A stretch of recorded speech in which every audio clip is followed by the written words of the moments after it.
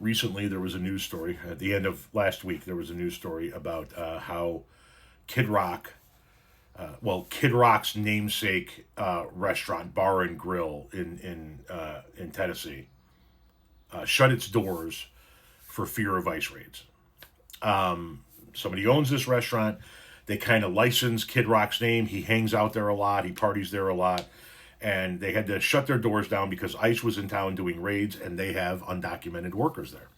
And so I did a video spotlighting the hypocrisy that Kid Rock's restaurant has undocumented workers and had to shut down because of the ICE presence in town. And this person asks the correct question. Why isn't ICE charging Kitty Rock and his restaurant manager for hiring undocumented immigrants? Why is nobody holding the employers accountable? Is it not legal to hire illegal to hire undocumented immigrants? Of course it is. But first things first, let's deal with the current administration. Do you think Donald Trump even remotely wants to punish employers of undocumented immigrants, given the fact that he himself is an employer of undocumented immigrants? And he's certainly not going to hold one of his friends accountable, right? Kid Rock nor the person that actually owns that restaurant are ever going to face any penalties. They're friends of the regime. But overall, why don't we hold employers accountable? Because nobody in the federal government truly wants that to happen. And I mean nobody. Democrats or Republicans. Because it's free money. Undocumented immigrants work in jobs, not all of them, not even close to all of them, but undocumented, many, millions, work in jobs where they get a taxable paycheck because they either have a fake ID or fake green card or some type of bullshit that allows them to sneak in and get a job where they're paid on a taxable paycheck. I know I have handed taxable paychecks to hundreds of undocumented immigrants over the course of my career. I worked in landscaping in the Chicagoland area for 26 years before I retired.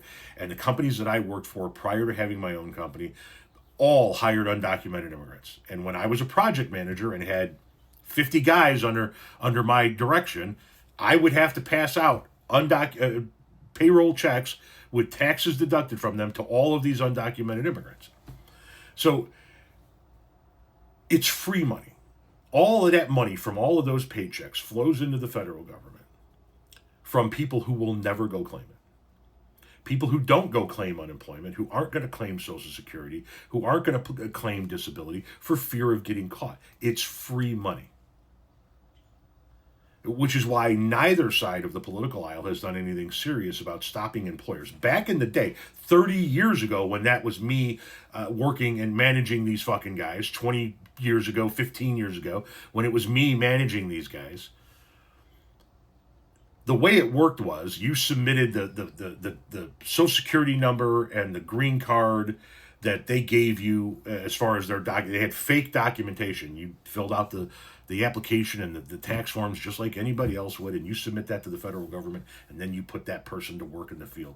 And a few months later, the company would get something that was called a does not match letter, which says the name you provided does not match the Social Security number you provided. And you would think at that point in time you would be put on a list for the federal government to follow up with you to make sure you got rid of that employee and they're no longer employed with you. But that's where it ended. You got that letter, the federal government could say, well, we told them. And then they ignored it because it's free money. And that's why nobody has done anything about it for decades. That's partially why Donald Trump isn't going to do anything about it, but he's also not going to do anything about it because he himself employs undocumented immigrants.